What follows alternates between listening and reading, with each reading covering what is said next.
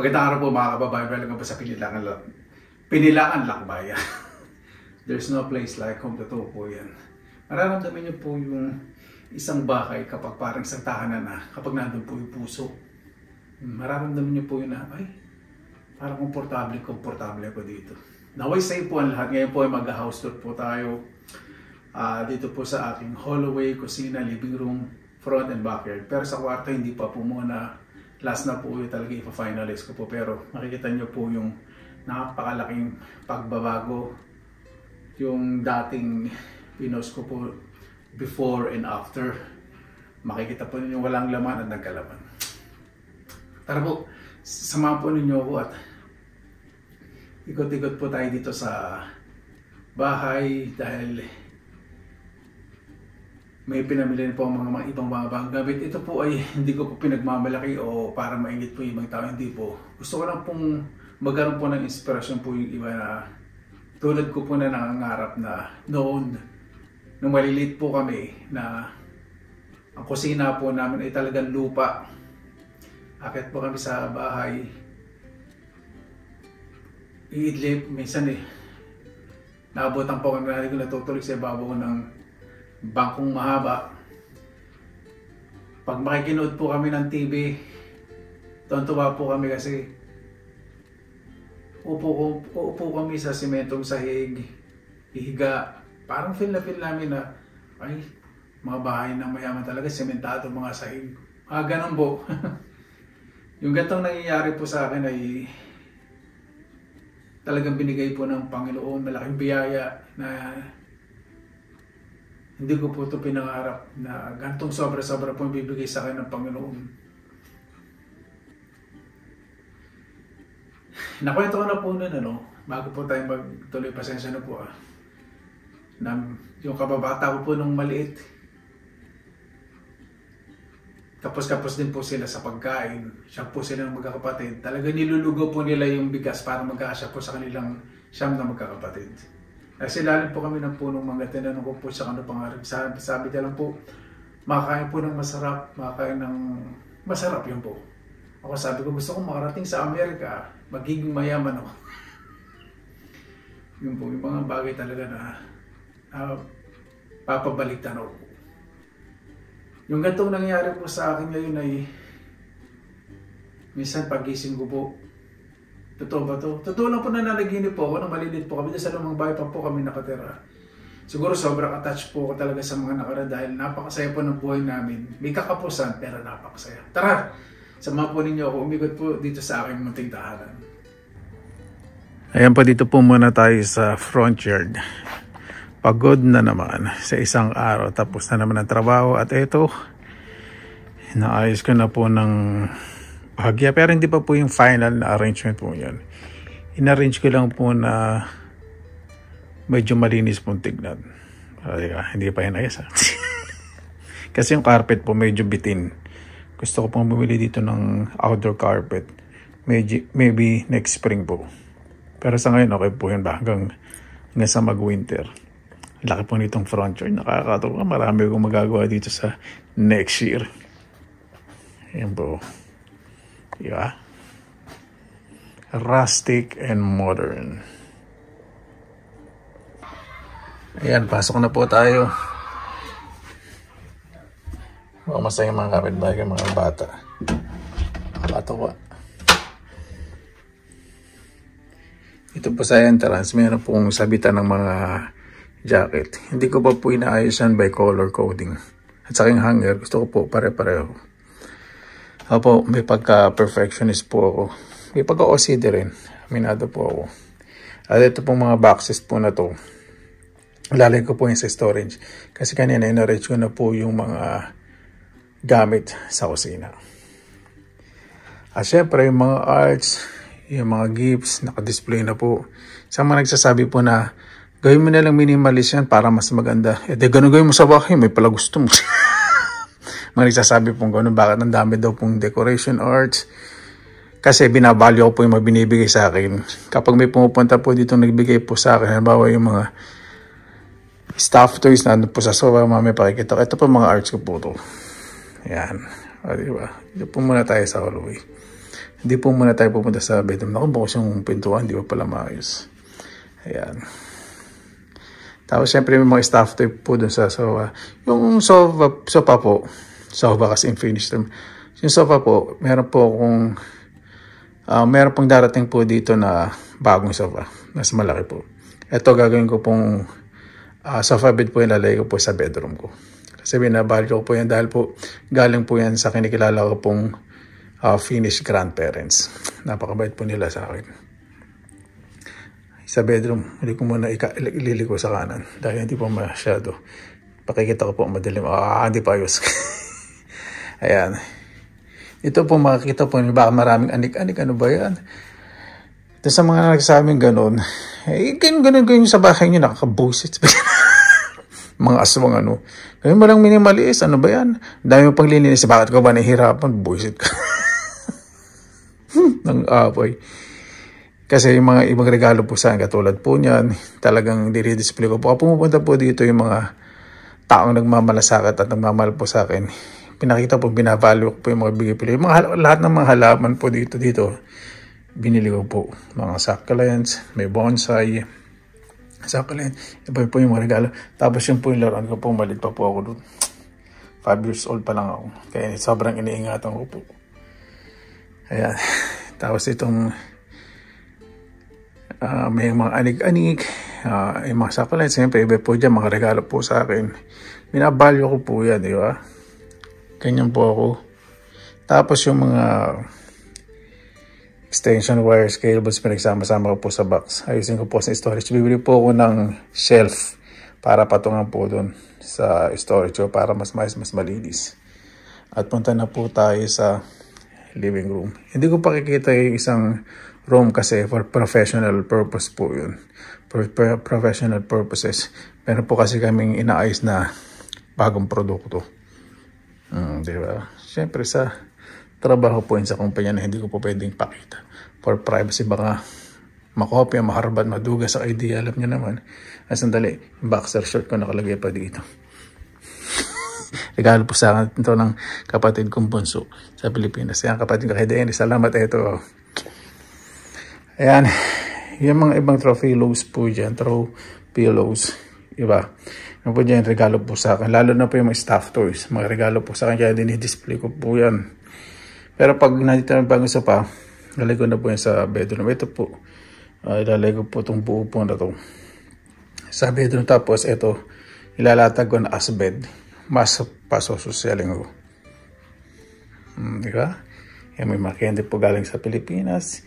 Biskwito galing sa Pilipinas. Dali. Hindi pantay. Ito, yung mga halaman ko. Diba? Ang tatawa. Ito, binili ko po. Ponytail palm. Gusto ko po yan eh. Puti na lang nakabili. Yung dalawang pinya ko po yung tanim. Mata. Ito, mini pineapple pero laki ng dahon. Ito po, malaki bunga ito. Magarbong na. Tapos ito po yung art ko. Yung ibang gift po sa akin. Ilalagay ko po doon. Yung artwork ko, yung tree house. Ayan, ito po yung nabili ko po na red barrel cactus. Meron po ang golden barrel. Ilalagay ko po dito sa malaking basket. Para paglinis po, di ba? Suporta. Kahit may bisita o babungo nila. Hindi sila matutusok. Gusto ko po maayos, malinis. Kahit na po may mga abubot, gusto ko po super organized at super clean, tidy. Tapos ito, ito po yung nabili po natin sa second hand. Itatandaan po ninyo sa mga nakasubaybay po. Nakabili po ako dibang 3 little pigs. Ginawa ko po yan. Sa old planter ko, outdoor po ito, may buhangin, nilagyan kong glue. So nakadikit na po yan. Pati itong bahay ito, pininturahan ko yan. Plain lang po yan. Gray. Nilagyan ko white, saka may accent. Diba? Saka yung mga cactus. Tapos ginawan ko ng puno. Ayun nasa likod. Diba? Tapos yun po yung stream painting ko. Hindi ko pa masyadong close up kasi syempre, isa po sa masterpieces ko yan. Ito lang po yung golden barrel. Yan. Buhay na buhay po. Hindi po malalapitan ng mga bisita kasi may nakaharang po na halaman. Ito naman po yung bamboo plant. Diba napakataas po nito? Ginawa ko po, bumili po ako ng bakal na triangular shape. Inikot-ikot ko po dahan-dahan. Oh, mas umikli. Mas gumanda. Tapos andito po sa shelf po na to, yung mga bigay po sa aking mga gifts, mga regalo na pan-display. Pag pan-display, din-display po. Hindi dahil sa, ano ba to? Sabihin natin kahit hindi ko gusto i-display, dinidisplay ko, kaya lang ina-appreciate ko, bina-value po yung regalo sa akin. Pero lahat po naman binibigay po nila sa akin. Gustong gusto ko po kasi alam po nila yung panlasa ko po, rustic at modern. Yan, ito po yung ginawa kong isang art. Napaka-deep po ng definition po yan. Hindi ko po muna sasabihin ngayon kasi baka magaya na may idea. Nagaya na po, totoo po. Na isang idea, nagawaya na po. Yan, isang art po.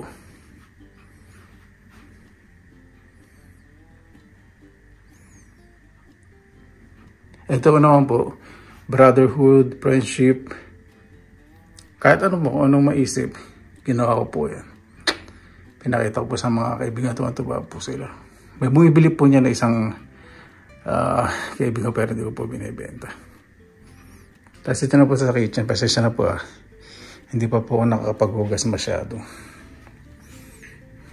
Ito, yung bulalo kahapon. Hindi pa po nakakapaghugas. Ay sorry, napakabilis ko. Atras tayo ng bagay. So ito, yung mga shelvings naman dito, yung mga cabinets, okay naman, maganda. Tapos, yung mga ibang carpet, binili ko po. At, ayan, nilinis ko po yung mga small appliances. Ilagay ko po, bumili po ako ng ito. Lagyan po ng, sa mga appliances. Tapos yung mga wine glasses, nandun sa loob. Ayoko na po ng glass kasi napakahirap pong linisin. So, kanina duman po sa finish mother ko. Binigyan ako ng freshly baked tinapay. Binuksan ko po kasi nagmo-moist. Hinayang ko ng warm na warm o, di ba? Yan po. So, ito naman po yung isang open shelf. Standing open shelf. Ilagay ko po dyan yung mga ibang mamahalin pong regalo. Hindi po yung mga garapon. Hindi po mamahalin yun. Ito. Tapos mga nandun. Tapos yung collection ko po ng dito. Ito po yung mga collection niya. Ayan. Leroy and Bosch. Hindi ko pa lang tama pag-pronounce ko. Andiyan po. Tapos may sa mahaba. Meron pa po dyan andito. Sa ibang mga wine glasses. Andito. Andoon. Hindi ko na po masyadong showcase. Mahilig din po ako sa mga yung lalagyan ng mga inuman ng mga kape. So, balik naman po tayo. Tandaan. Yan, sa ganitong angle, ganyan po. Ito pa po yung dustpan. Ayos po kasi ko kanina umaga. Ayan, sinsya na po, hindi ko nabuksan pala ilaw dito.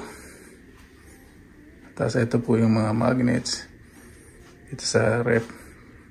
Talagang parang iniskwala. Kasi kahit ito marami kayo, di ba? Marami kayong mga nakadisplay ganyan. Basta maayos. Tulad nito, hindi pantay. Yan.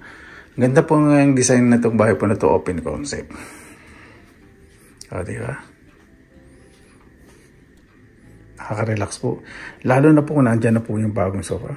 Naku po, mas magiging clear po yan. O, diba? Tingnan naman po natin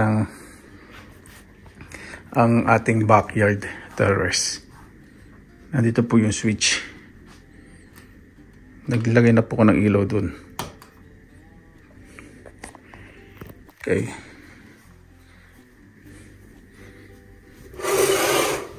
Yan. Hindi po masyadong maliwanag Yan. Dito po, pinalitan ko po yung carpet. Di ba nalagayos po tayo dalawa po yung carpet. Ngayon hindi, bumili na lang po isang malaba. mahaba. Light gray po. Ito. O, di ba? Ayan. Ayan po. Bumili na ng carpet sa table. Dito. Para suporta. Yung mga spikes ng pine tree. Lipat dito, boss. Maglilinis ako. Yan. Tapos yung isang upuan. Andun, may suporta ng dalawang carpet. Simple. Pasok po ulit tayo sa loob. Medyo malamig na. Pagpapasok ulit. Diba napakaliwalas pong tignan. Yan po yung gusto ko. Sandali yung pinto. Hindi ko pala nasara. Just a second. Diba? Papasok pong ganyan. Napakaliwalas. So, sa mga tao na hindi, may hinahanap pa rin na hindi maganda sa pinagagawa po ng mga vloggers. Yan po yung mga tao na hindi po masaya sa buhay. Kasi pag hinahanap nila hindi maganda, ibig sabihin nasa isip nila lagi, hindi maganda. Di ba? Ganun lang yun. Tapos meron po isang painting dati, yung laborer. Ilalagay ko po sa taas ng TV para balance po. Paano po mga kababayan? Maraming salamat na naman po sa inyong oras na ilan sa Pinilangan Lakbay. Wag po tayong magsawang mangarap. Marami pong tao talaga na tutol o magkokontrol po sa ating mga pangarap. Maharap po tayo nagising, hayaan po nating tumawa sila. Yung sabihin natin, palang araw, ganito, okay lang, magsalita lang po kayo ng magsaya, okay lang na pagtawanan po kayo dahil nangyari po sa akin. Maraming beses po pinagtawanan, nilait. Pero naniniwala pa rin po ang Panginoon may plano po sa ating lahat. Kaya doon po sa mga taong hindi po naniniwala sa akin, nagdarasal ko rin po sila na mas maging maayos po ang kanilang mga buhay, yung kanilang panlalait, panunukso, pangutya, daw wag pong mangyari sa kanilang mga anak, o wag mangyari sa kanilang mga kapatid, o mga malasaboy, o sa kanilang mga bulang, wag bumalik. Kung hindi man bumalik sila, wag naman bumalik sa kanilang mga malasaboy, dahil mas masakit po yun. Kaya mas maging mabuti po tayo sa kapwa. Mangarap lang po tayo ng mangarap lang po tayo ng mangarap dahil wala pong bayad. Napakasarap po. At sa bawat pangarap po natin, alam naman natin na hindi lang para sa sarili natin. Dahil bawat hakbang ng pangarap po natin, nilalang po talaga natin sa mga taong tunay nagmamahal, nagmamalasakit at naniniwala po sa atin. At higit po sa lahat, isuko po natin lahat sa Panginoon. Paano po mga kabayan? Maraming salamat na po sa inyong oras na ilan sa Pinilangan Lakbay. Basta lagi po tayong positive vibes, good vibes. God bless, ingat po lagi, magandang araw. Laban na!